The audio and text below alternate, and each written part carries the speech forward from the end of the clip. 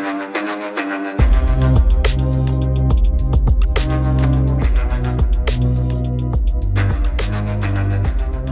everyone, welcome to the Bottom Shelf Horror Podcast, where a couple of cheap bastards talk over a couple of cheap drinks. Today is going to be our 2023 horror movies releases from, I guess, this would be February through the end of April, so 3 months. A few months, yeah. Spring, if you want to call it that. This is going to be our spring releases, even though... Spring, in a sense, yeah. Yeah, it's American spring, starting March. Even though our spring just kind of started a couple weeks ago, if you want to say that. Our spring barely starts in get a April. Spring. Yeah, there's no such thing as spring. It's just either hot or cold and pretty much in butt-fuck nowhere, Canada. Yeah. Anyways, fair warning, we're not going to be holding back too much with spoilers. Yeah. For all the movies that we've seen in the 2023 February through April, there's going to be a few on here that are from earlier 2023, but we try to keep it to 2023 releases. I said 2023 a lot. Let's say it one more time. Yeah, so we're not going to be going into any deep spoilers by any means, but we're also not going to try and hold back if something comes up. So just be prepared for that. If we start talking about a movie you haven't seen and you don't want to be spoiled, just skip ahead to the next one. And we just want to warn you, just in case a spoiler comes out, we don't want to be held liable for it. Yeah. But do you want to move on to the first movie that we're going to talk about? The first movie that we're going to talk about, we both seen in theaters with a group of people. This is Cocaine Bear. We'll start with you. So we're starting off strong, in my opinion, with movies that we've seen in 2023. We did watch this with a group. It's actually the biggest group of people we've had for a movie in theaters recently. Yeah. In recent memory, at least. In recent memory, I think so. Maybe Megan we've had a good chunk? Megan was a good amount, too. Mm-hmm. Yeah, it's comparable with Megan, I'd say. But anyways, my ranking for this is 8 out of 10, which would be A tier if we use our scale that we use. And overall, I think it's just a super fun movie. Loved the gory death. I think that was the best part about it. And on top of that, the special effects looked solid. So, you got a lot of gory death that looked good, I guess, is the point that I'm getting to. The story being told was kind of meh. Doesn't really matter. Yeah. But that's not the point of the movie. You don't care about that. And the point is to watch a cocaine-fueled bear go and absolutely fuck shit up. Yeah. And that's what we got. And I was super pleased with it. Had a blast watching it. And also just had a blast watching people squirm at some of the deaths. Mm-hmm. So, yeah, just a fun experience overall for me. I think all of your points are very agreeable. Mm-hmm. I agree with every single one of your points. I ranked the 7.5 B tier. I think I might have ranked it more, but I think I saw this movie again, and then it's just not as rewatchable for me, so I just took 0.5 off of it. That's fair. So anyways, as per Tucker's point, agreeable. I agree with a lot of them. It's an easy drinking game to just sit back and watch with friends. Right, because you don't need to follow the story. You don't need to follow the story because there's barely any story, and maybe I took some points off for that too, but whatever. Fair enough. Got some laughs. The plot was very everywhere, as I mentioned, but I mean, what were you really expecting from a fucking movie called Cocaine Bear? Yeah, exactly. You weren't watching, thinking, man, I wonder if this is going to make an appearance in the Oscars. Let's watch Cocaine Bear and find out how it fucking does. Yeah. But yeah, it was never about the plot. It was about people wanting to see a bear that was high on cocaine and murder the fuck out of people, and it delivered exactly that. Yeah, there was good comedy throughout the movie, so enjoyable. Yeah, and I think, to be honest, I think your rating as B tier, I mean, it's only 0.5 lower than what I ranked it, but I think B tier is maybe more fair in the sense that it doesn't have a story at all. The reason that I rank it A in the first place is simply because of how much fun I had in the first watch around. Yeah, definitely. So, I mean, take our ranks with a grain of salt. They're pretty comparable all in all. Yeah. But we're curious to see what you think of it. And also, we did make videos for Cocaine Bear. We made a drinking game. We both made 2 different drinks inspired by Cocaine Bear in some way. So if you want to check any of those out, click up there. We'll have them in the description. Find them on our channel. Go and watch those videos because they're actually doing pretty well. Yeah, all said and done. The drinking game Cocaine Bear is our second most viewed video, not short, but video of all time thus far as of recording. Yeah. So in saying that, I guess people agree it's a good drinking game. Absolutely. Yeah. It's actually the most viewed drinking game we have because of Google searches. So that was a neat little thing that we haven't experienced yet because of Google searches. But yeah, we're the first one to make it, so I'm proud to wear that badge of honor, I guess. Yeah. But anyways, we'll move on to the second movie, and this is one that I've seen that you haven't seen, correct? Yes. Yes. So this is The Devil's Conspiracy. This was one that I've seen. I think it went straight to VOD. I don't even think it had a theatrical release. The Devil's Conspiracy. For some reason, I definitely heard of it, and I probably didn't want to watch it. I don't blame you. It's not a great movie in my eyes. So I guess I'll say what my ranking is. It's 5 out of 10, D tier, based on our scale. I don't know what the populace thinks of this. I don't know how they received this movie. But for me, I didn't like it that much. But production-wise, it did look very good. The effects were solid, and the cinematography was nice. But it's just not my kind of movie. It's kind of more action-forward than horror. It has the religious themes, which I'm kind of slowly falling out of. Yeah. It's not enjoying it as much. And, yeah, it's just kind of ultimately forgettable. And I kind of found myself wanting to pick up my phone and just browse some other shit while I was watching it, which is not a good sign for a movie, in my opinion. Yeah. I mean, I don't think that's arguable for most people if they're wanting to look at their phone. It's probably not the great movie for them. It did look good, but ultimately just kind of fell flat for me. It might be better for some opinion, for some other people's opinions, but I don't know what people are ranking this or reviewing it as. I don't know how well it's received. But yeah, for me, it's whatever. It's not for me. That's all. It didn't fail though, so it's not an F tier by any means.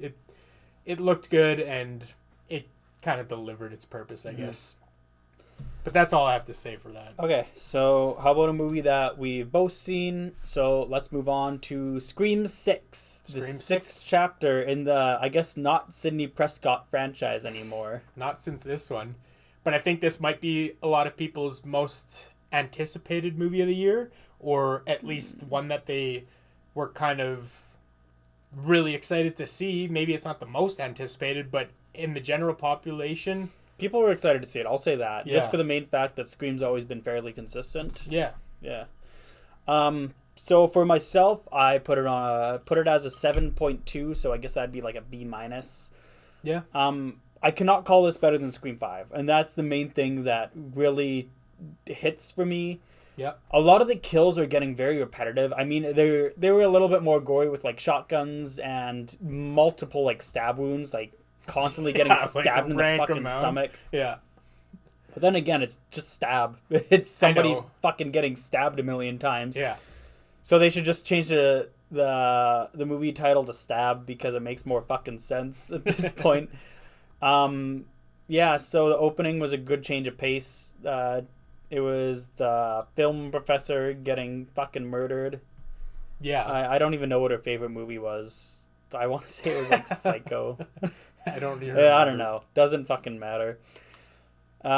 Oh, yeah, that was the other thing that I wanted to add. I know it's exactly like Scream 2 in the sense where they're like, oh, we're going to go to college now. But they don't show them in college. They don't show them in college. They don't show them in college, so how are we supposed to believe any of this shit? It would be nice to see them in like kind of like normal day lives, like trying to cope with shit. Yeah. And people be like, oh, aren't you the fucking Tara Carpenter bitch who's stabbed sisters? I mean, you see him in parties, but we see it a bit, especially for Sam Carpenter's getting shit on throughout the movie because of her reputation of, we don't want to spoil anything, I guess, too much. It's already spoilers at this point. I'm just gonna. True. That's gonna be my next point, anyways. Is actually I like Sam's development. I feel like she's the most intriguing character of the franchise by far. Yeah, at this and point people now. keep on like, oh, Jenna Ortega, and Jenna Ortega just kind of pisses me off in this franchise, to be honest, because I don't think she's great as an actor in this franchise, anyways. Fair enough. Yeah, but I like Sam's development because you see her kind of fall into her Billy Loomis side a little bit more, and you genuinely have no fucking idea where she's gonna go next. And I really like that being left up in the air, because in Scream 7, 8, 9 or whatever, you can see her being the next killer, and I feel like that's very unique to have the killer be in the beginning of the movie, I guess, or being known throughout the movie, through the trilogy, the modern trilogy, I guess. Yeah, especially since you're used to just Dewey, Gale, and Sidney basically being wrote off as a killer. So it's just something neat that they can have somewhere to go with the franchise, I guess. Yeah. What are your thoughts? So I do agree with a lot of the points you said. I do rank it slightly lower than yours. I rank it a 6.5 out of 10, giving it a C. That is with a little bit of an asterisk. I've only seen it once. A lot of times I like a Scream movie more upon rewatch, so I've only seen it once, so I'll have a little bit of an asterisk just in case I like it more on the second rewatch. That being said, I felt for this one that the killer reveal was a little bit weak and predictable. So the one thing that I want to say that I didn't mention actually is the basic main plot is just like what's the girl's name? Weed. I forgot her name. Kirby Reed. Thank you. I don't know why I remember the last name. Kirby Reed's back in the movie. The characters from the 5th installment are back in the movie. Yeah. Gale's back. And there's 3 new characters. I wonder who's gonna be the fucking killers. Yeah. Who knows? Exactly. It could be anybody. And like, so 100%, again, spoilers, I guess, but 100% we both knew that the cop was killer. Yeah. Without a doubt. We pretty much called it within the first act of the movie. Yeah. It was too obvious. The second part was Ethan being another killer. Was his name Ethan? Ethan? Yeah. Ethan we called is the too. brother. We called it. Like, it's probably these two. And they even fucking what's her name in one of the twins? It starts with an M, I think. An M? Why don't I know the fucking name? Yeah, I don't know. It's fuck. Tell me in the comments if you're listening at this point. She calls the killer, and she names Ethan as one of the killers early on in the movie, and you start she plants that seed, and you start to realize, yeah, okay, he's clearly the killer. Yeah. So maybe they spoiled their own movie in that sense.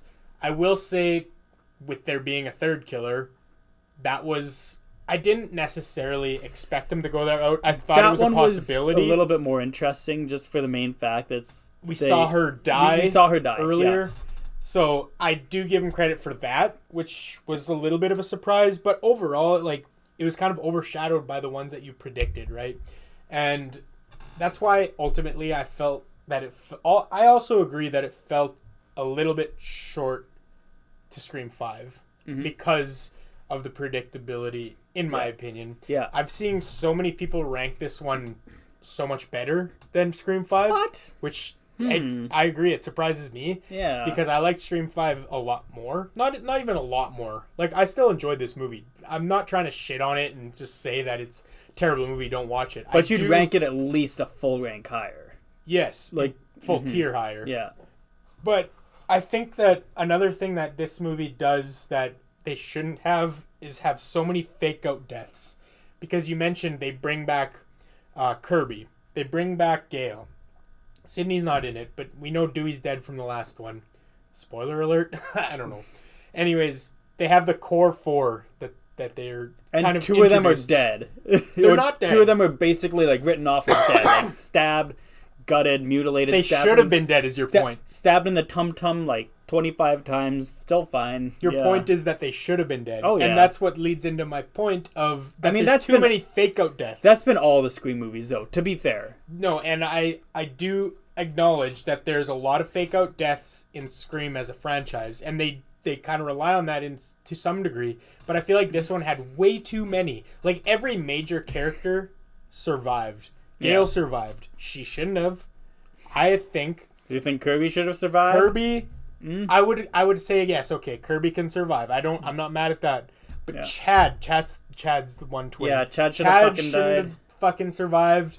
The other twin, I'm fucking blanking on her name still, but she got stabbed on the subway many times. Probably should have died. Probably could have died. It wouldn't have been that hard to believe. And like so many major characters could have died, and I argue should have died for more of an impact on the audience watching.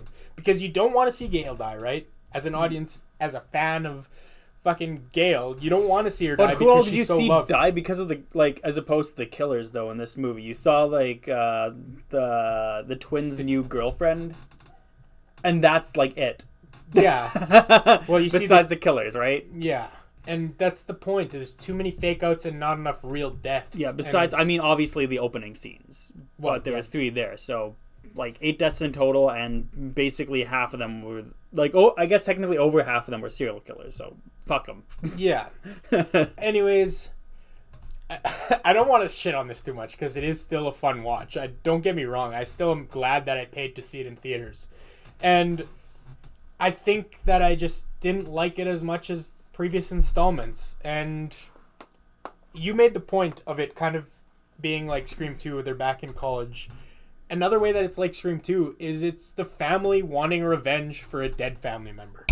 So in Scream 2 we see Billy Loomis's mother as one of the killers wanting revenge for Billy Loomis's death. In this one, what's his name?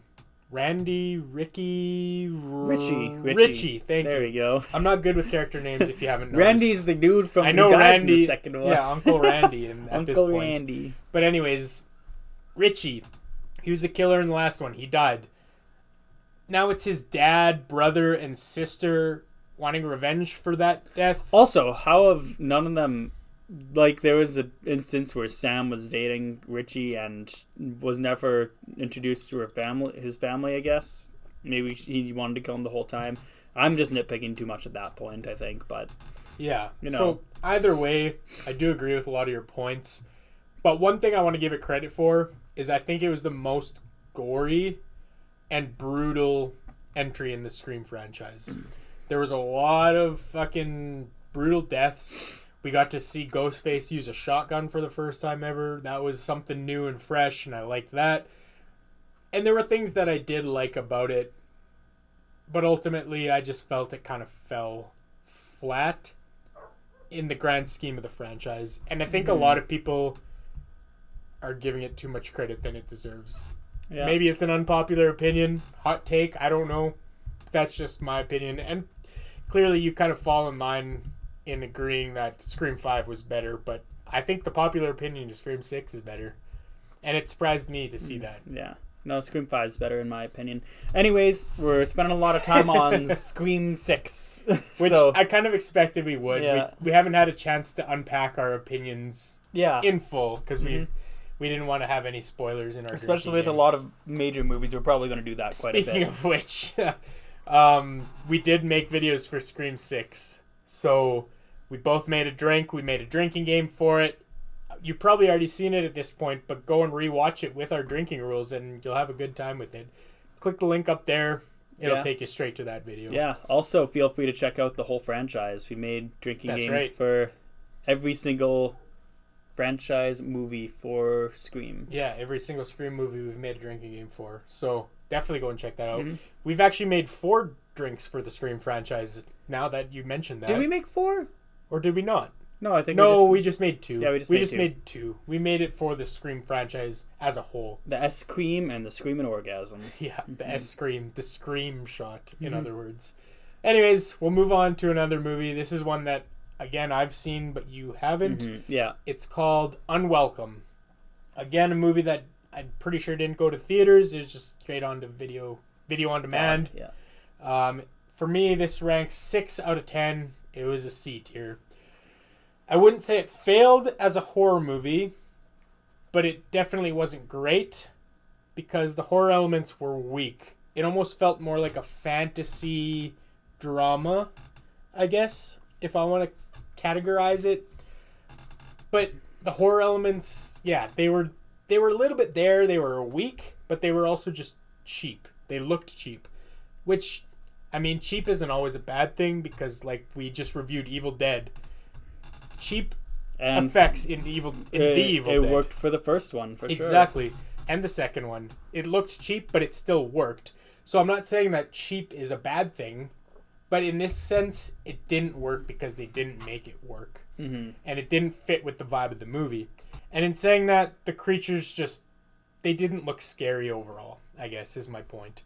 But the acting in this movie was well done, and the conflict amongst the human characters were believable, and for the most part, entertaining. But again, it kind of fell more into the drama, the dramatic side of things. Mm-hmm. Again, it wasn't horror.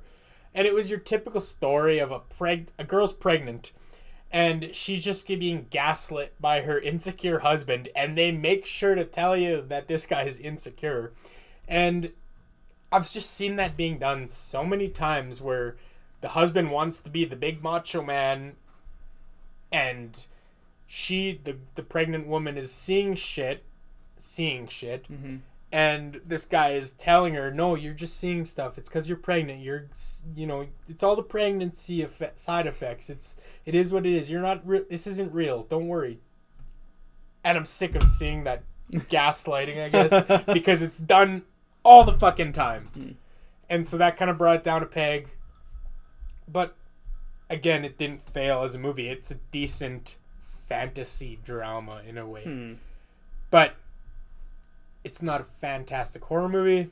I know I've kind of been shitting on it, but it was okay because of the human interaction. Yeah, you were shitting on it a little bit more than especially considering you still put it in C tier. I put it in C tier, and the main reason for that is because the acting was well done and the interactions between all the human characters. It's almost like a second story being told. There's two different stories being told, and I liked one story, but I didn't like the other story. Okay. But I don't want to go into details because I know you haven't seen it. Yeah. And I'm just trying not to spoil anything, I guess. But it's okay. But if you don't watch it, you're not missing much, I guess, is the point. So, yeah. We'll move on to a movie we've both seen. Consecration. Consecration's the next one. 2023. Like every other movie in this list. Yeah. So, yeah. I mean, I haven't shied away from unpopular opinions, as you've seen probably a lot of our ranking tier lists. Mm-hmm. And I looked at the movie and saw it was rated like not great, like all right. I think it might be rated 5 out of 10 or 4 out of 10. Yeah, which generally isn't great. It's not great. Yeah, I ranked it 7.8 B+. I thought it was pretty good. That's pretty good. Yeah, all things considering. Yeah. So first of all, the twist and the plot overall kept me fairly engaged. I was always kind of wondering what was going on, what was going to happen next. By the way, this is the highest I've ranked a movie yet. Just thought I'd rank this higher than Cocaine Bear, too, eh? And Scream. Damn, yeah. Yeah. That's crazy. Yeah, it was neat discovering how she was having visions, and I guess the way that everything added up and how weird events started happening, like such as her throwing a fucking sword into somebody, which, first of all, great accuracy. Good fucking javelin toss. And I thought that was pretty fucking amazing. Mm-hmm. It was just set up, and I guess there was technically payoff. Yep. And the thing that connected a lot of it was just the ending fucking scene. The deaths were over the top, by the way. I loved that part. The fucking ending scene. The ending scene was fucking great. Stupid. You had different thoughts, I guess. I was like... No, I thought it was great for all the wrong reasons. Believe me. Yeah, I guess so. But I knocked the table. That's okay. Yeah, no, just the way that the nun... Was it a nun? I don't remember. Was about to just fucking shoot her dead ass on the street and got Final Destination and just fucking ran over. Yeah. Had me laughing out loud. I laughed out loud. Yeah. But again, it's for all the wrong reasons when this movie wasn't meant to be funny. Yeah. I mean, do you have anything else to add? I mean, not a whole lot. No. Yeah, again, like, I'm not super sick of the religious undertones because I think they can work all right. Yeah. But yeah, it's whatever. I think the movie was fine. Like, at least worth watching. Yeah, B+ in the same tier as Cocaine Bear and Scream 6. Fair enough. Better in my opinion, but I don't think it's better in your opinion. Well, yeah. So I'll go into my rankings. First and foremost, I rank it 6 out of 10, which would be C tier. I didn't like it as much as you, but I will say I liked it more than the reviews gave it credit for. Mm-hmm. So I guess I'll start out by saying I'm starting to realize that I'm just getting sick and tired of the religious horror, I guess, where you have nuns in a church and it's all about the demons and the people trying to exorcise the demons and all that stuff. I'm kind of getting sick of it, I guess, is what I'm getting at. It's been overdone in recent times, in my opinion. Some movies do it well, don't get me wrong, but in my opinion, this one didn't hit the mark as much as some other movies. Yeah, it did okay. I think I'm just a fan of like the gothic atmosphere, and that's fair. And that I think makes it hold it up a little bit higher for me. I mean, especially being raised in a very religious background. It's fair. There you are. I think I'm fine with it in saying that. And then again, beggars can't be choosers, but everyone has their different opinions. Yeah, it's just opinion based, and I think just from my environment, I'd just like them more. I don't know, and I can see 100% why you're sick and tired of them. None to release this year, I'm pretty sure. I know, and I'm fucking not looking forward to it, even though we're gonna make a video for it because we've done the entire Conjuring universe. There's a solid chance we see it in theaters too. Like I'd say almost guaranteed. Absolutely, yeah. But anyways, back onto Consecration. I did like this movie more than the reviews say, like I said, and the main reason for that is because of the way they used like Grace's flashbacks and the visions of her past while uncovering the truth about what happened with her brother's death. Mm-hmm. And I like the way they incorporated that.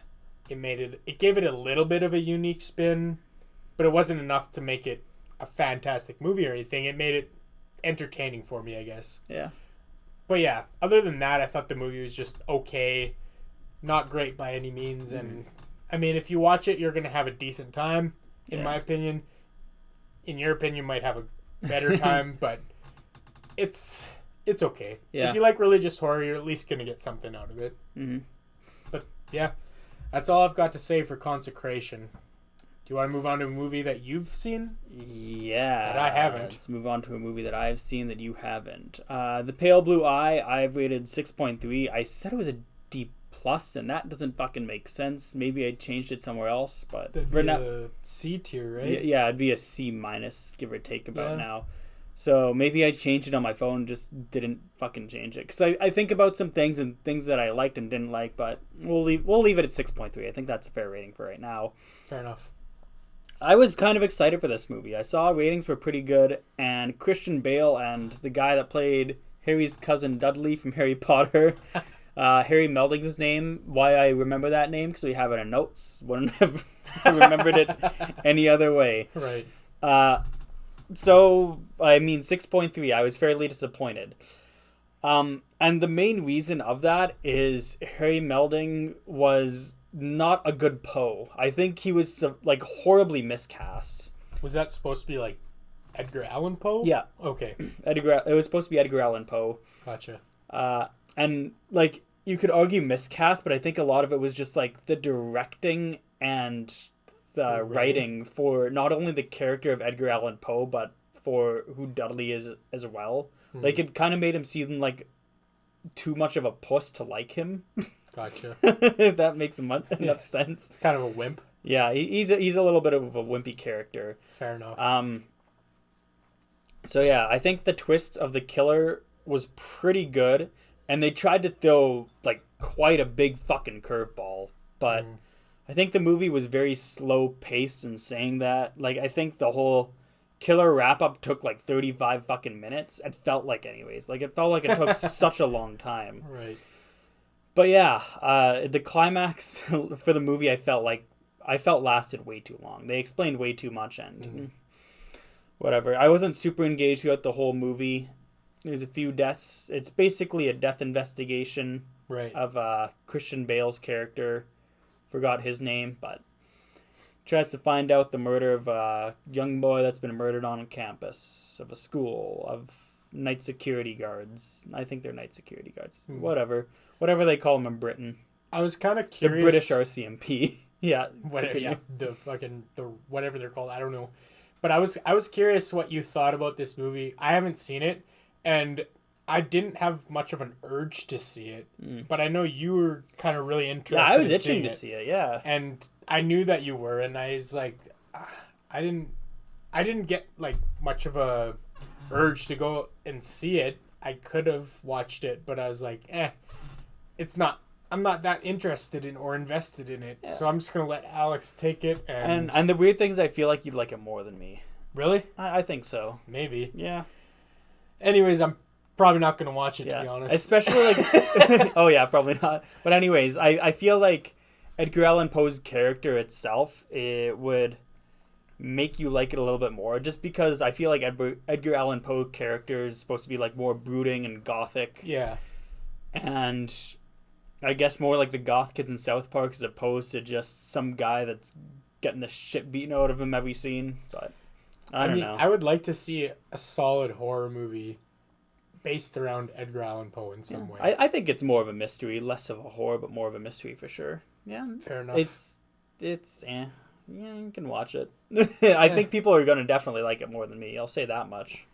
Fair enough. I mean, with any of these rankings that we have, it's all our own personal opinion, and everyone's going to think differently about any given movie. So, I mean, just look at how we rank Scream 6. A lot of people are ranking that way higher. Mm-hmm. It's just our own personal opinions, and take it with a grain of salt. Go watch the movie to form your own opinions, because we can't make the opinion for you, I guess. Yes. So let's segue into the next movie, which isn't mine to review. Tucker, you watched The Price We Pay. What did you think about The Price We Pay? Destiny is calling me. Open up my eager eyes, because this is not the movie Mr. Brightside. It's not. It's The Price We Pay.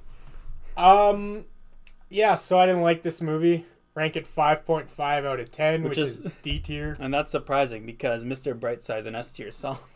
I would argue on that as well. I don't care for that song. That's an unpopular opinion. I mean, it's played to death, and probably because of me. It's played to death. That's why I don't like it that much anymore. Anyways, off topic. Price We Pay. 5.5 out of 10, D tier. So it has a very slow start. Seems like the run-of-the-mill heist movie. It starts where some thieves rob a shop, they take a hostage, and they flee the city. And it takes a while before they even get to any horror aspects, I guess. Mm. Which is partially why I'm watching this. I want to see a horror movie, right? But it only slightly gets better when you see the horror movie, or the horror themes or aspects come into play.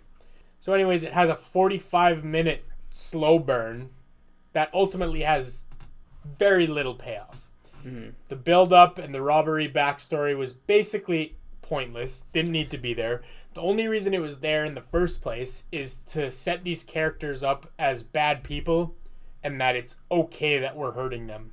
You know what I mean? So, yeah. So, like, these people... Audition. Kind of. But Audition's a good movie.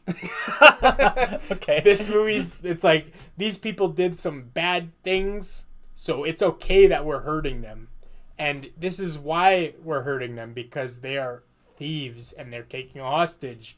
It's like, I don't care if you give me that backstory or not. If I'm watching a horror movie, I don't care if they're good people or bad people. In fact, if you show me good people getting hurt, it adds to the horror. This didn't need the whole backstory of the thieves. That's the main point of it. Half the movie was backstory for no reason. And the only other point that I want to say about this movie is finally once we get the horror themes or the horror aspects of this movie, the killer is revealed, and it just reminds me of a Great Value Walmart brand, if you don't know what Great Value is, John Kramer from Saw. And it's done so poorly, and maybe that's something that makes you want to go and watch it. Great Value John Kramer. Oh, he's torturing people. But no, it's done so poorly that it made me not like this movie. Granted, that's the thing that I like the most about this movie. And the more I'm talking about it, it makes me want to put it in F tier. But I'm still going to put it in D tier because of the horror elements. There was some good things to come out of it. That being said, I don't recommend you go and watch it. But if you do, you're not going to be hitting yourself because you're not going to regret it, I guess. Mm-hmm. You won't enjoy it that much, probably. But at least you'll get a little bit out of it, is my point. Yeah. I mean, the way that you're describing it makes me want to watch it a little bit more, because I said Audition the first time and makes me think of Audition even more, but... It's nothing like Audition. Because I'm assuming the hostage becomes the person hurting them? No. Oh, okay. The hostage is just there because she's there. Man, what an unlucky day. Yes, she's having a bad time. The hostage is not the one that's hurting them. If she was the one that's hurting them, that would maybe bump it up a little bit, a few points. Like, maybe would make it C tier. But no, she's not the one. She's just a victim in two senses. So, speaking of bad days, I'm going to talk about the next movie that I watched called Fuck, Marry, Kill. Okay. This is one that I haven't even heard of or seen anywhere. So it's on... It was on Tubi? Crave, weirdly enough, Crave, is where I watched it. But it's a Tubi original, and it's on Tubi. Oh, it's on Tubi. Yeah. Okay, that explains a lot. I watched... I think this is the third Tubi movie I've watched in like 3 years, which is more than like fucking Netflix originals and shit like that. So in saying that, I think that the best thing Tubi really does for movies, based on the title, description, and poster alone, they can make some dumb fuck like me watch a movie. You've watched a lot more Tubi movies than I have. Yeah, I mean, I'll never complain about a free streaming service. Yeah, of course. But I'll complain about a bad movie for sure. Yeah. I'll complain about the movies I fucking put on it. So, where do we start with this movie? Well, what do you rank it? 3.8 out of 10. Okay. So F tier. F tier. F for fuck this movie. Fair enough. So anyways, the movie starts with a girl doing a spell saying bed, bind, and bury, which is pagan or some shit. Don't know. Stopped caring in the first, 30 minutes maybe. Maybe a little bit longer. Tried to keep my interest, but I didn't expect a lot going into this movie. That's fair. One of the friends dies, who is the girl doing the spell of bed, bind, and bury. Yeah, not fuck, marry, kill, but yeah, you know. One of the friends dies and goes to the old family, and they all go to her old family estate, big home, mansion. Yeah. So they play fuck, marry, kill once. And it has nothing to do with the plot whatsoever. But it's the name of the movie. But it's the name of the movie, yeah. Well, they had to include it in to make the name of the movie. Yeah. Oh yeah, okay. It has to do with fuck, and that's about it. Okay. Not marry nor kill. I mean, people die, killed, sure, whatever. Fair enough. Nobody gets married in the movie, so just fuck the title of your movie, I guess. Pretty obscure. Maybe it's maybe it's as obscure as Skinamarink. Who the fuck knows? Maybe they're just playing 5D chess. Yeah, maybe. So one of the chicks turns out to be Asmodeus. Asmodeus, okay. Asmodeus, like the demon. Yeah. And tries to make the girl who died and her boyfriend, the main character, to have sex because that would summon the Antichrist. You with me so far? No. Perfect. So she makes a herb to do so, but some of the asshole friends find the herb. This is all flashback, by the way. Okay. Some of the asshole friends find the herb and thinks it's weed, so they make it into brownies or some shit. And the friends, all besides the girl that Asmodeus wants her to fuck, eat it. So she finds her boyfriend cheating on the entire friend group with her, and just fucks off and dies. And that brings us to present day. Jesus Christ. So most of the movie's a flashback? No. It's just this part, but okay. it's the main the climax, which I don't fucking care. Story. Nor should you guys, which is why I'm spoiling the entire movie for you. So yeah, they all fuck 5 ways to Sunday, except for the girlfriend moves back home, dies, and so in some way, don't know how, through witchcraft, the girlfriend's summoned back to life. Okay. Yeah, it's explained very inconsistently. Gotcha. And then they fuck, the boyfriend and the girlfriend fuck, because I think the boyfriend was like, oh yeah, no, I'd just rather have her back in my life, yada yada yada, so they fuck, and then I guess that means the Antichrist is being consummated, or whatever you call it. I don't know what to call it. Birth-seated, I don't know the name for it, whatever. So anyways, conceived. There we go. I cannot think of that. Gotcha. Consummated, I think, is having sex. I hope the Antichrist isn't having sex as like a negative 9-month-old baby. So anyways, Antichrist is consummated. From that point on... conceived. Yeah, it's being conceived. So from that point on, the boyfriend's just like, oh yeah, no, nice little life we have now. And then the girlfriend's like, yeah, no, I wanted to die. I didn't want this to happen, which is why I died in the first place. And then fucking kills the boyfriend. So my main question is, why'd she fuck him then? Like, it was definitely consensual. I'm gonna say that. It was consensual. I don't fucking know. So don't ask me these questions. Yeah. Either way, I'm just like, why didn't you just not have sex with him then? Fucking, I don't know. Bad movie, don't watch it. I was gonna say, long and short of it is, don't watch it because it sounds like dog shit. Pretty accurate. And boom, I have a full drink just like that. So let's move on to Renfield. Renfield's the next one. Now that you've shat all over Fuck, Marry, Kill for so long, but yeah, Renfield. So I guess I'll start. I rank this an 8 out of 10. Give it an A on our tier list if you were making one. Basically, I just think it's a fun-ass movie. It's a fresh twist on a classic idea. You know, we get to see Renfield's story from his point of view rather than just being a side character.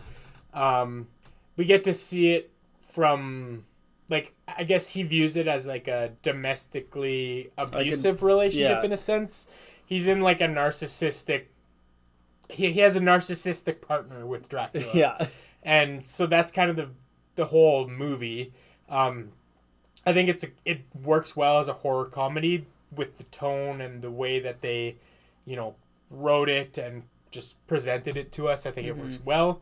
Nick Cage as Dracula, I think, was a perfect choice for this movie. Again, just because of the horror comedy sides. Sometimes Nick Cage can go over the top with his acting, and it only works in some movies, but not all. But I think he doesn't go way over the top with this movie, and it still works because of the context of the movie. I think the comedy elements were great.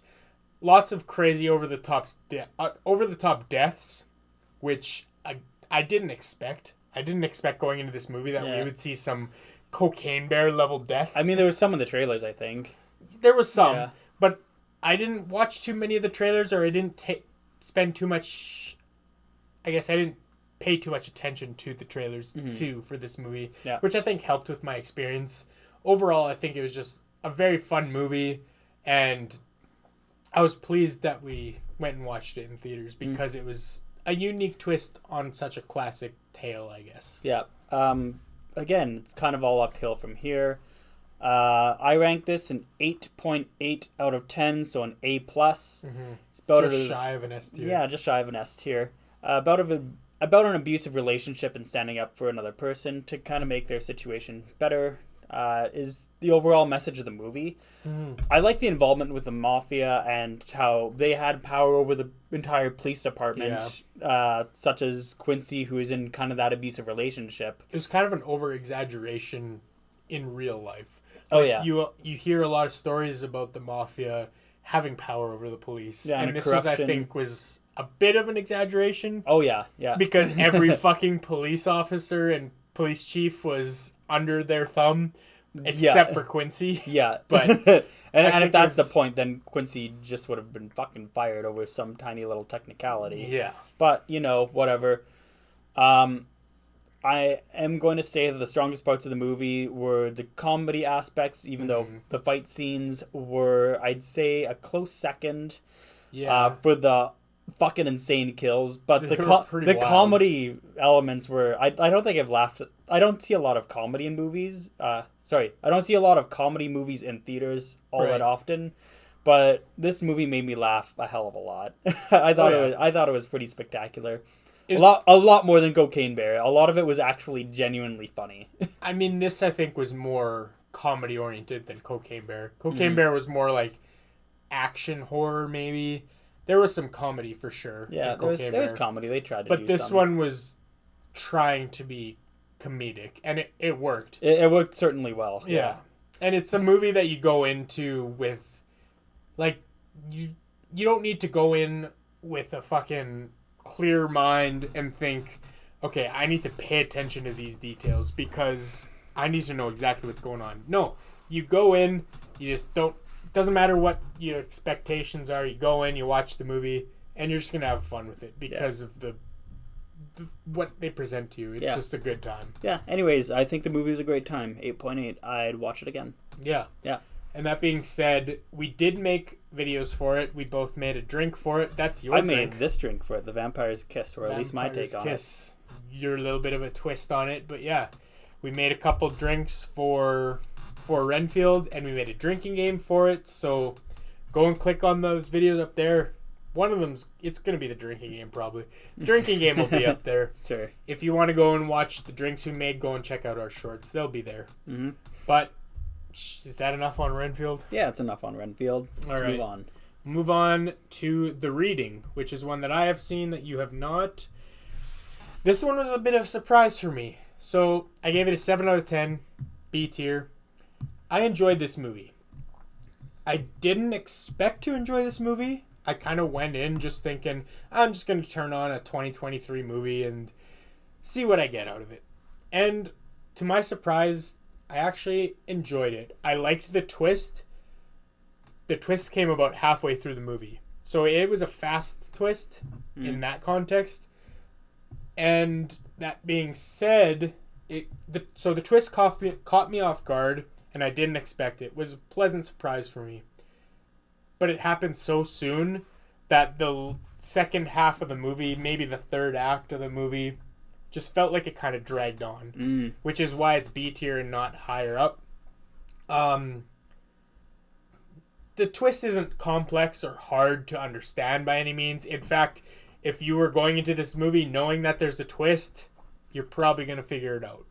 Mm-hmm. But I went into this movie, again, like I said, I just turned on a random movie. I just shut off my brain. I'm like, okay, I'm going to watch a shitty movie, and this is what I'm expecting, a shitty movie. Let's go. But because of the way I went into it with such low expectations, I think I got a lot more out of it.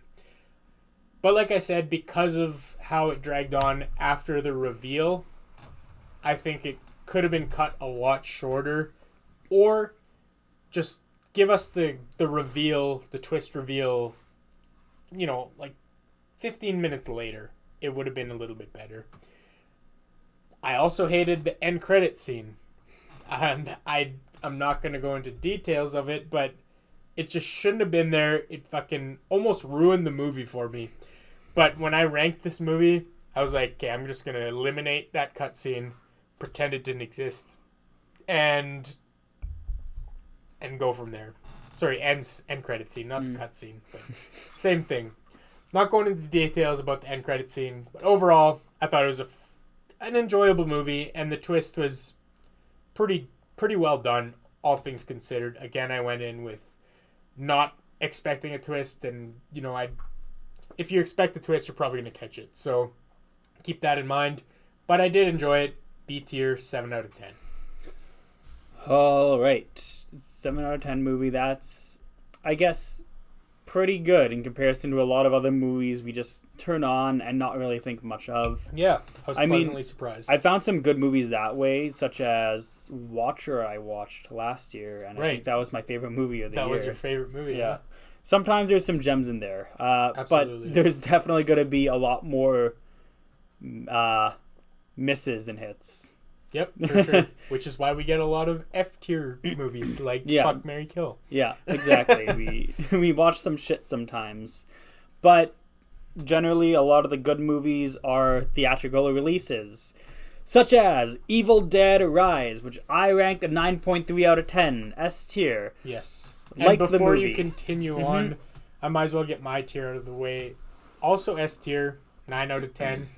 I've been ranking shit in 0.5 increments, so I didn't have 0.3s or anything like that. But still, if you've watched our Evil Dead franchise ranking video, which was our last podcast episode, we both love this movie. So go into what you think.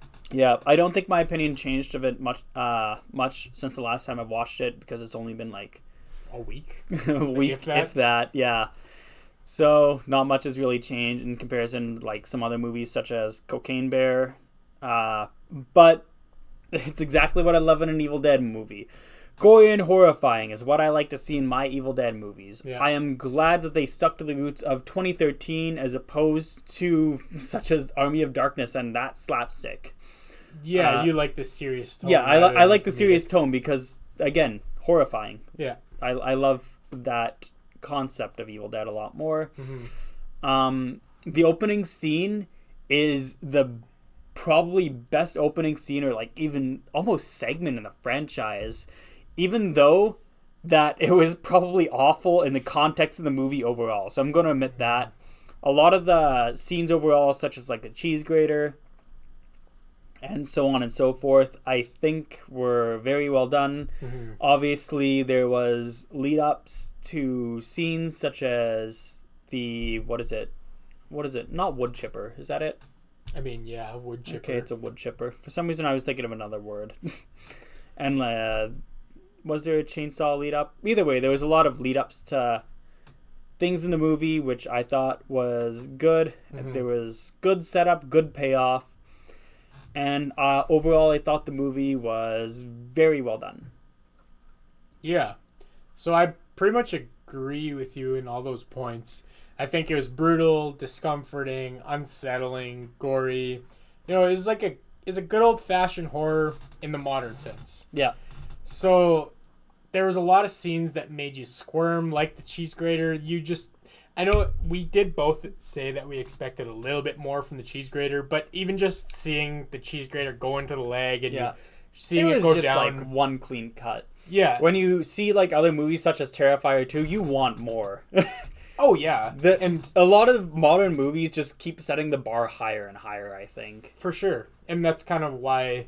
But I mean, even with that being said, you can still imagine a cheese grater coming down your leg, and you could see the aftermath where the skin is just like literally shredded off like shredded cheese. And you see that, and you're like, yeah, I know exactly how that would feel, and fuck, that shit would suck. And there's other scenes like that where she's, chewing the glass and it's poking out of her throat. I didn't even find that too bad. I guess I didn't really like specifically think about it, but I didn't find it too bad. I mean, it's kind of how horror nowadays is for both of us. We've seen some crazy shit. We're just desensitized, and I can only blame that on myself. Yeah. If I was like 12 again, I'd like to watch this movie and see how I'd think. And I think that's how it is for the general horror fan. Like, they've seen some crazy shit at this point, and at this point, like, chewing glass is nothing, but like when you think about how it would feel, it's like, yeah, that would fucking suck. So I think there's shit like that, like the scalping scene in the opening credits. Fucking gnarly. So it's shit like that makes you kind of, it gets you uncomfortable, I guess. I know we watched this movie with one of our friends, and we said, oh yeah, I know it kind of reminds me of Terrifier 2, but like it's not as bad as Terrifier 2 or something along those lines. Well, we said like in terms of gore, it might be like one contender for Terrifier 2, but it really doesn't hold a flame to Terrifier 2. Like Terrifier 2, of course, it just shuts it down in terms of gore. So in saying that, we're gonna have to watch Terrifier 2 with her. She refused. She said she would puke if she watched it. And she'll be fine. Anyways, she'll figure it out. The main thing that I liked about this is that it stayed true to the Evil Dead concepts, especially by expanding on existing lore. It expanded on the Evil Dead universe. Yeah, the 3 books of the dead specifically that we see in Army of Darkness. We see the 3 books of dead, the Necronomicons. There's 3 of them. And this one expands on that. We see Ashes, we see the Portal one, and we see the Toothy Bitey one. Yeah, so Ashes, Mia's, and... The thing that I don't like to say that is Mia's is just because that one's like a portal or something along those lines, but you can... She was the main character of that movie that was getting affected by it. But like the portal, like it's weird to say that it's a portal when it didn't have like the same traits, such as like the book, like the teeth one. Like it clearly had teeth. Yeah, but I mean that's the third book. But you can assume things change and yada yada yada. I mean, Evil Dead. It's not like they haven't retconned things before. Well, yeah, of course. So, but you can assume that there's 3 books of the dead, and in saying that, like the elimination of the one with teeth, you can assume that the other one's Mia. Sure.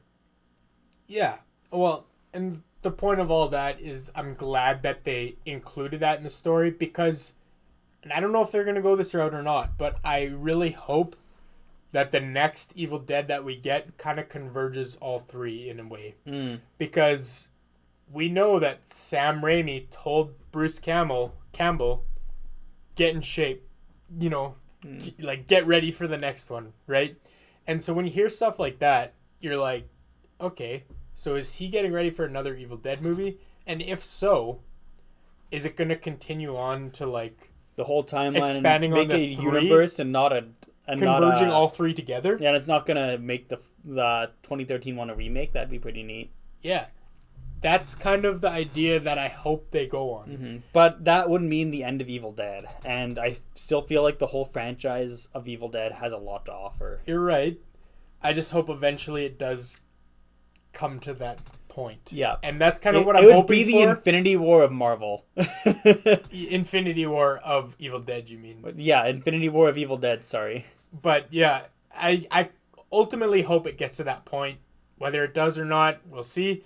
I think it's kind of dependent on if Sam Raimi and Bruce Campbell want to go that route, because they're kind of the executive producers on all of the Evil Deads. So we'll see if that happens. I do hope it happens, though. Mm-hmm. And obviously, such as every other movie that we made a drinking game or we made drinks for, you can find it right up here. We have, I guess, every Evil Dead drinking game, but Evil Dead Rise is the main one. So if you want to see the playlist, if you want to see just Evil Dead Rise's drinking game, or if you want to see the Taste of Horrors that we've done in shorts, yeah, at least find one of those up here. I'll put the playlist for the drinking games up there. Yeah. That'll make it easy. You get all the Evil Dead drinking games, and yeah, just an easy, quick way to find them. There's a lot of good ones. It gives you a lot of drinks, all of them. Yeah. So if you want to have a good amount of drinks, watch the Evil Dead franchise with our drinking rules. Certainly. But anyways, we'll move on to the next movie. Winnie the Pooh, Blood and Honey. Winnie the Pooh. Winnie the Pooh. This one is one that I've seen and you haven't. It's 5 out of 10 D tier for me. I heard it was not good. So here's the thing. I'm surprised that it's D tier, not F tier. So here's the thing. I went into this knowing it was going to be hot garbage. And it was. But I had to watch it because it was Winnie the Pooh. I turned my brain completely off and just had a mindless watch for it. And to my surprise, I was actually entertained. But I couldn't put it higher than D tier. It was a run-of-the-mill slasher movie with a guy dressed as Pooh Bear. So, I mean, I'll give it a bit of credit as much as it deserves. D tier. I do think that it kind of went above my expectations because I expected the worst of it. But I think it's a good one that you could just turn on with a group of friends, have a couple drinks with, and just make fun of it because it's that bizarre, I guess. And you get Pooh Bear killing people. It for me makes it a little bit more entertaining than your random serial killer or something. I do think it kind of gives you more than you would expect because, I don't know, going into the movie I just expected the worst. Like I said, I expected hot garbage. And I got hot garbage, but it was like the effects were a little bit more than I expected, like better quality. I mean, the special effects were at least pretty decent quality. And for this to not be in a theater kind of surprises me in a sense because it is Winnie the Pooh. But yeah, there's not a whole lot to say about this movie. There's no way to spoil it. It's just a run-of-the-mill slasher movie with Pooh Bear, and yeah, it's D tier. If you watch it with a group of friends over a couple drinks, you'll probably have a good time making fun of it. But don't go out of your way to watch it with a serious interest, I guess, because you're not going to get that much out of it. Okay, so let's move on to the final movie for today. Final movie for today, yeah. Which is the movie that we've seen most recently. We probably have some drinking games. We have drinking game. I guess one drinking game specifically. Maybe we'll have an Ari Aster playlist here. Drinking game, maybe. But we'll have some Taste of Horrors as well. Yeah. Anyways, Beau is Afraid. Beau is Afraid. You start with your thoughts. Yeah, and I'll go again, on mine. it's only been going up from here. Say your ranking, I'll say mine, and then mine we'll kind of go back and forth. Yeah, mine's 9.4 out of 10. 9.4, okay, mine's 9.5 out of 10. Both S tiers. 0.1. It doesn't make much of a difference. Both S tiers, both very good rankings. So anyways, I think this is the best movie of the year that either of us has seen, and saying that. I would agree. So Beau is Afraid has, I guess, fewer horror elements than Ari Aster's previous movies. Yeah. Hereditary and Midsommar, quite a few less, especially compared to Hereditary. Especially blatant horror elements. I do think that when you boil Beau is Afraid down, there's some real life, true horrific scenes, especially when you talk about anxiety or fear or any of those themes. You do get some horror elements in that regard. Beau is Afraid is a lot more abstract, and that reminds me of kind of what they were trying to do with the most recent thing that kind of swept at the Oscars. What is it called? I don't even remember what it's called, but it had Jamie Lee Curtis, and it was an Asian American movie. Everything Everywhere All at Once, or that's something the one. like that. Yeah, it's Everything Everywhere All at Once. It reminded me of that.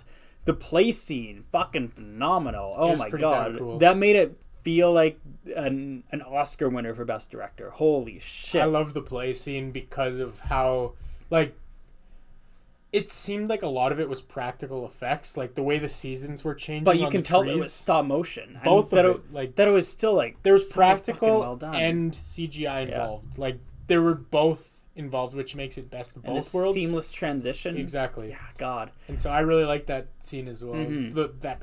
That whole scene. It was a long scene. I mean, it's a long movie. The way that you think about it, the scene was so long, and it was like, man, this would make a fantastic dialogue. But it was like fucking 12 minutes, probably. Like, it was long. It was long, but I loved it. Goddamn, that part got me so fucking hooked and engaged. Yeah.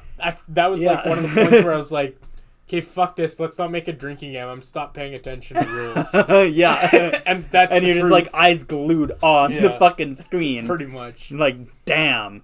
But yeah, so obviously Beau being the one who isn't of sound of mind, I say, because of his mother and the trauma that she caused him, and how the whole mind fuck through his entire life has gone, such as I don't know how he interpreted the fucking full-on mind fuck scene with the stop motion, the play scene, or how he interprets like everyday life, like everybody just fucking entering his apartment all at once. Is it one person that fucks up his house, or is it nobody?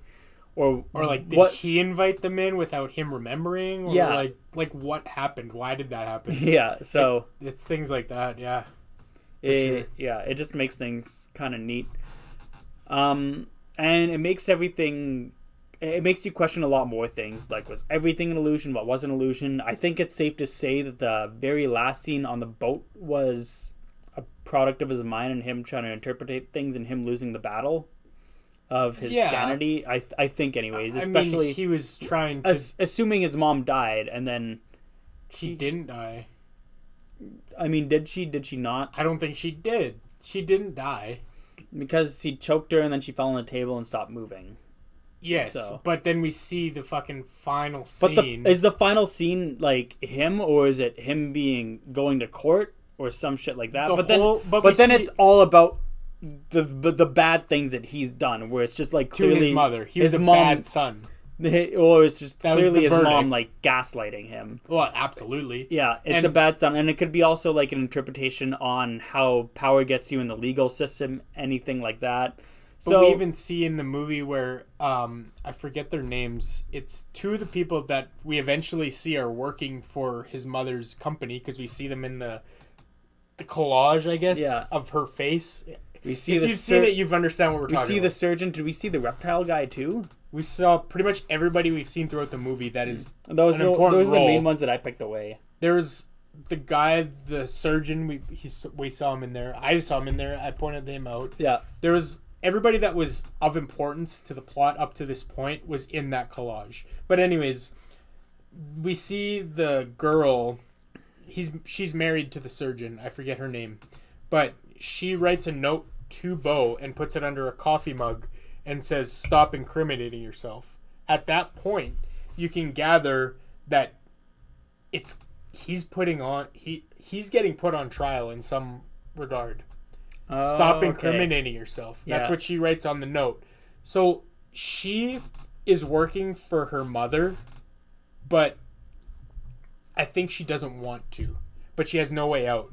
So she's trying to inform Bo about it. And like that's the other thing, such as like I guess Hugs and like change the channel. It's like 78. That's the same thing. She's trying to help Bo in a sense, while still remaining. I think the main thing, I'm not sure if I saw her picture in there, but we saw like her husband's picture in there for sure. 100%, yeah. I'm pretty sure she was in there as well. I would have to go back and see it. Like, it's a lot of things to fucking look at. Like, I can't wait till this comes to video on demand where I can just fucking pause it whenever I choose to do so. I really do think when you boil this movie down, it isn't as complex as it puts on in the first viewing. Like, it is complex, but the first viewing made it like really complex until you sit down and just like when you think about it. When you think about it, it's like okay, it's just kind of at face value. But like the first time you sit down, you're just like, what the fuck did I? Fuck did I just watch? Like right after you watch it. Yes, and I think I love it for that reason, and I think when you finally sit down and just think about it, you're gonna get the answers to the questions that you might have had. In some regards. I think there's still a lot that's left up to interpretation. For sure. The first viewing, it feels like a David Lynch movie, and the second viewing, it feels just like a movie that makes you think too much. Like, Memento. I don't know. To be fair, neither one of us has seen it twice. Yeah. We've only seen it once. And I think it's, at this point, worth mentioning for myself.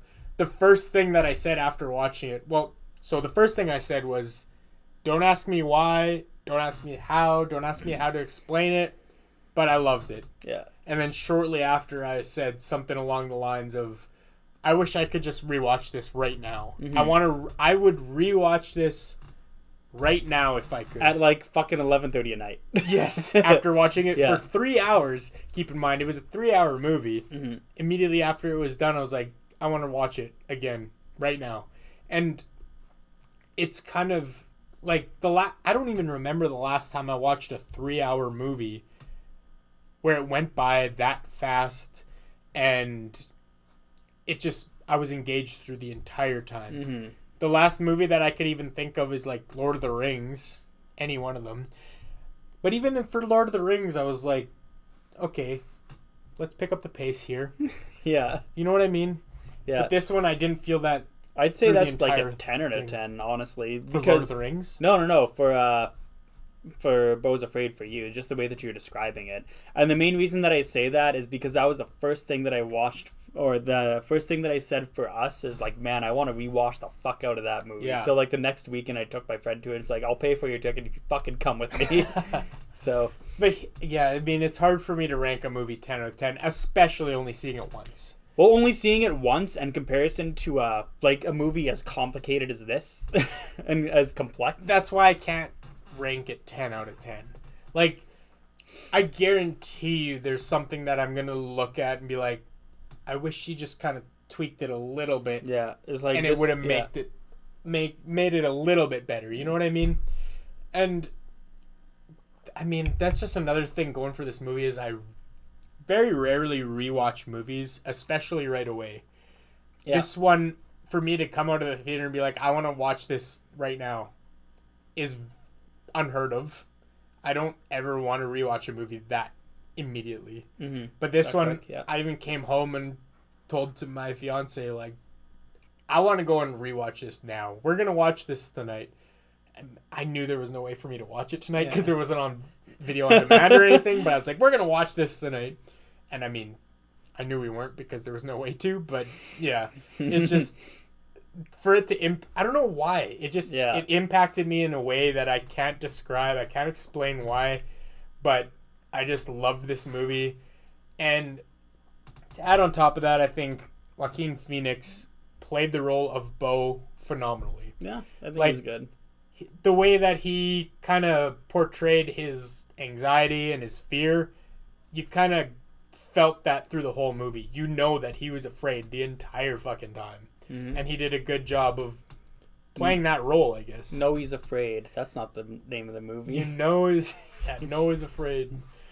Bo is afraid, and you know he's afraid. Mm. I guess the other only tiny little thing to add, in the theater, for our experience, there was a lot of old people. There was I'd say about 40% of the people there were To be fair, there was over the age of 45. Yes. Or 50. But over the age of 50, which is... But we have to include the fact that there was probably 10 people in the theater. There was, I think, 13. You counted? Well, Close enough. No, I counted there's this couple, there's us three, and I think there was 2 other groups of 3. But either way, there was weirdly enough a lot of old people for a horror movie.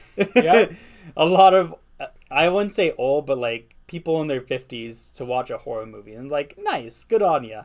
Yeah, I'm not sure if they enjoyed it as much as us. I don't know what they thought about the big penis monster creature thing. I should have looked around to see their thoughts on Big Penis Monster, but well, I mean, I was too busy being enthralled. And I guess enthralled is a great word for it. Enthralled by a big penis monster being on screen. So it was bizarre. That was the most bizarre part of the movie, in my opinion, and that's one of the things that I have to rewatch to try and figure it out. I really hope that it's just actually his dad.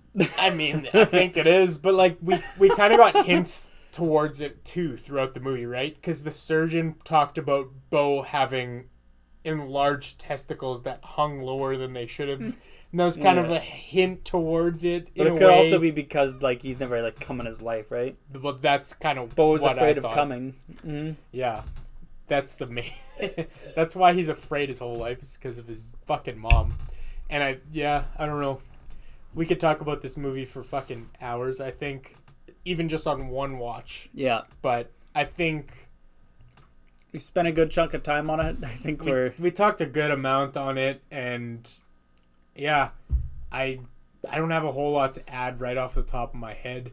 I would love to do a podcast episode strictly on Bo is Afraid in the future, after we've both rewatched it and took notes on it and kind of pieced it all together and all that stuff. Actually have a full discussion thought process on what happened, go through it the whole time. Yeah, the whole way through.